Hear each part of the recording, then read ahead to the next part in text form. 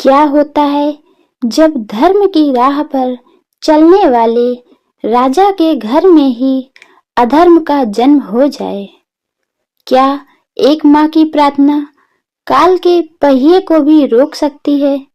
आइए चलते हैं एक प्राचीन पौराणिक कथा में। सनातन परंपरा में सूर्य केवल एक तारा नहीं है, बल्कि साक्षात नारायण का स्वरूप हैं। वे काल के नियंता हैं। वे ही सृष्टि के सृजन और सृष्टि के विनाश के साक्षी हैं। पुराणों में वर्णित है कि जब जब संसार में अधर्म का अंधकार बढ़ा है, तब तब सूर्य की किरणों ने न्याय का मार्ग दर्शन किया है। आज हम उस महान इक्ष्वाकुंस वंश की गाथा सुनेंगे, जिसमें सत्यवादी राजा हरिश्चंद्र ने जन्म लिया। लेकिन यह कहानी हरिश्चंद्र के सत्य की नहीं, बल्कि उनके कुल में पनपे उस अहंकार की है जिसने पूरे साम्राज्य को संकट में डाल दिया था। राजा हरिश्चंद्र का शासन धर्म की नींव पर टिका था। उनकी रानी मीरावती करुणा और भक्ति की साक्षात प्रतिमूर्ति थी। लेकिन नियति के खेल भी विचित्र होते हैं। कहने को तो राजा के 5 पुत्र थे, परंतु जैसे जैसे वे बड़े हुए, उनके भीतर वीरता की जगह अहंकार ने ले ली। वे भूल गए कि वे उस वंश के राजकुमार हैं जहां मर्यादा के लिए प्राणों की आहुति दी जाती है। राजकुमारों को लगता था कि राजा का पुत्र होने के नाते वे दंड से ऊपर हैं। उन्होंने नगर के व्यापारियों को लूटना, निरीह पशुओं का आखेट करना और प्रजा की स्त्रियों का अपमान करना अपना अधिकार समझ लिया था। महल की ऊंची दीवारों ने राजा तक सत्य पहुंचने से रोक दिया था। वह जो कुछ भी करते, वह राजा को कभी पता नहीं चल पाता था। एक बार 5 राजकुमार शिकार के लिए घने वन में गए। वहां महर्षि वशिष्ठ के शिष्य ध्यानमग्न थे। राजकुमारों ने मनोरंजन के लिए ऋषियों की कुटिया में आग लगा दी और उनकी पूजा सामग्री को पैरों से रौंद दिया। तब एक वृद्ध ऋषि ने आंखें खोली और करुणा भरे स्वर में कहा, पुत्रों, जिसका तेज सूर्य जैसा होना चाहिए, उसके कर्म अंधकारमय क्यों हैं? याद रखना, सूर्य का ताप पापियों को भी भस्म करता है। ऋषि की बात सुनकर राजकुमारों ने ऋषि का उपहास किया और वहां से लौट आए। जब यह समाचार महाराज हरिश्चंद्र तक पहुंचा, तो वे व्याकुल हो गए। उन्होंने अपने 5 पुत्र को सभा में बुलाया और कहा, तुमने केवल ऋषियों का अपमान नहीं किया, बल्कि सूर्यवंश की कीर्ति का अपमान किया है। यह सत्ता सेवा के लिए है, शोषण के लिए नहीं। परंतु पुत्रों के मन में पश्चाताप का एक भी भाव नहीं था।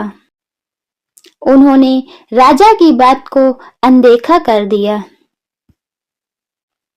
जब राजा दंड देने में असमर्थ हो गए और पुत्र अधर्म के मार्ग पर बढ़ते आगे चले गए, तब मां मीरावती ने एक कठोर निर्णय लिया।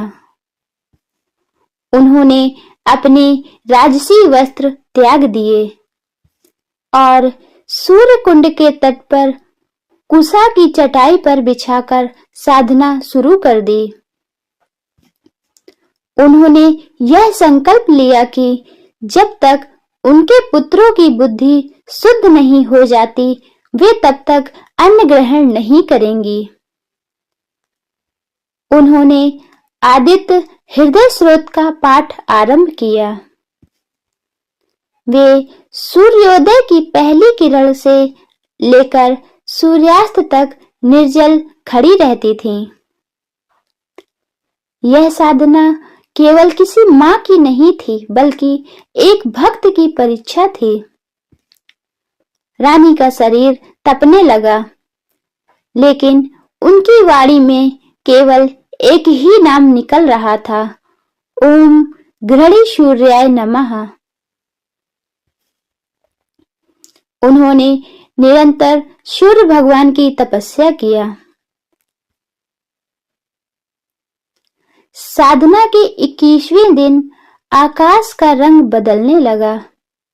दिशाएं प्रकाशमान हो उठी, मानो साक्षात भगवान सूर्य नारायण अपने 7 अश्वों वाले रथ पर सवार होकर प्रकट हुए हों।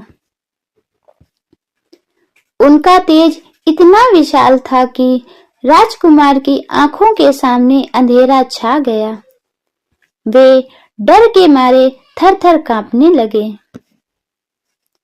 सूर्यदेव ने गंभीर गर्जना किया, हे मनुष्यों, तुम जिस शक्ति पर गर्व करते हो, वह मेरी ही किरणों का अंश है।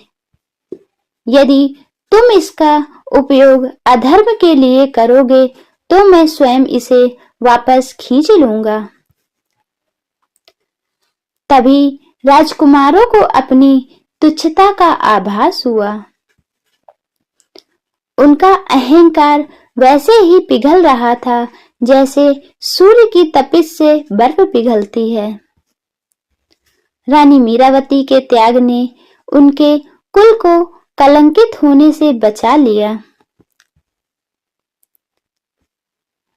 पांचों राजकुमारों ने ऋषियों से क्षमा मांगी और अपना शेष जीवन प्रजा की ओर समर्पित कर दिया।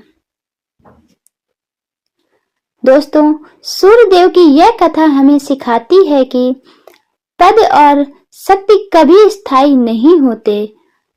उनका कभी भी दुरुपयोग नहीं करना चाहिए।